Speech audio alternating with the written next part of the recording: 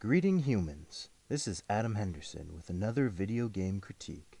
Today we'll be looking at the 2018 game, How Much Can You Bear? Developed for the Rapid Game Dev class at Niagara College, How Much Can You Bear was created in just 4 short months of development time.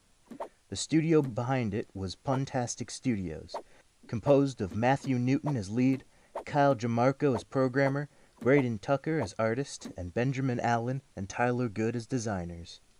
The game itself has a simple premise. You are a lost teddy bear attempting to reunite with your child owner. To do so, you must sneak through a house, avoiding adults, climbing furnitures, and crawling through vents to reach your child's bedroom. You get a few tools to assist you on your journey. You can grab ledges, outlined in yellow. You can crawl, allowing you to sneak under low furniture. And you can hide in cabinets and cupboards. How Much Can You Bear had a lot of potential, but unfortunately fell short of what it could have been. Now bear with me as we dive into this game.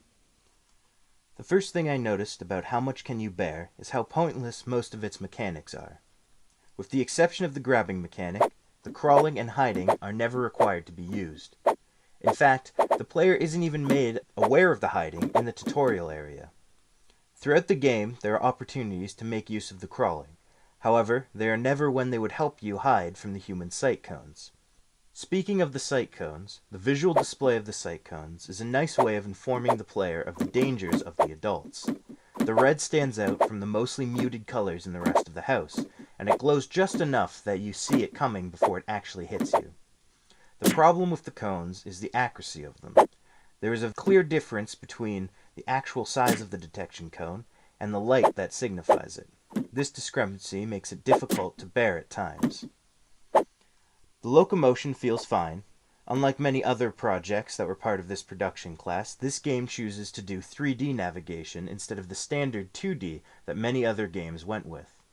This choice definitely works in the favor of the game, as the 3D navigation allowed for an extra layer of strategy when navigating the house.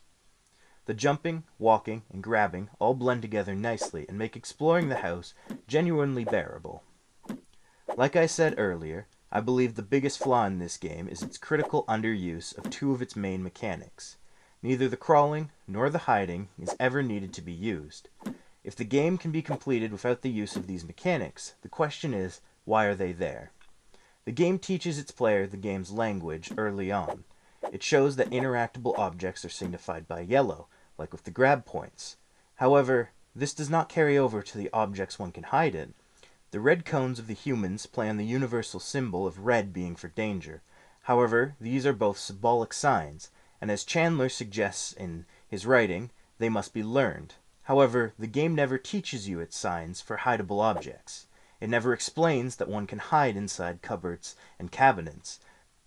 Thus, the player is left in the dark about the hiding, because, much like my first playthrough, they may never learn what the signifiers are, the cupboards and the cabinets, and thus never make use of the mechanic. The hiding could have added an interesting dynamic to the game, forcing the players to wait, watch, and plan around the movements of the humans, whereas the crawling would have offered the player a slower mode of progression. However, the player is rarely offered any kind of option how to progress, other than the front or the back of the screen. This is where the biggest issue of the game is found, in its level design, which, when laid bare, is flawed. The game starts off with dropping you right into a room that has a moving human object. The player's only direction is to not let the human see you. Across from where you drop is a cabinet, one that at this point you are not aware you can hide in. In between you and the hiding place is the human. Heading for the cabinet is not on the player's mind. In fact, it is out of the way of progression, and this design carries through to much of the rest of the house. Using the hidables is usually out of the way, and disadvantage to the player. How Much Can You Bear is a game about challenge and submission. The game is a very structured obstacle course, whose goal is to challenge the player to get to the end. The game's timer lends itself to the game being a good pastime, allowing the players to challenge themselves and get new records and speedruns. The game's general look and feel are acceptable. However, of note is the clash between the environment and human characters, which do not match at all, which can be jarring.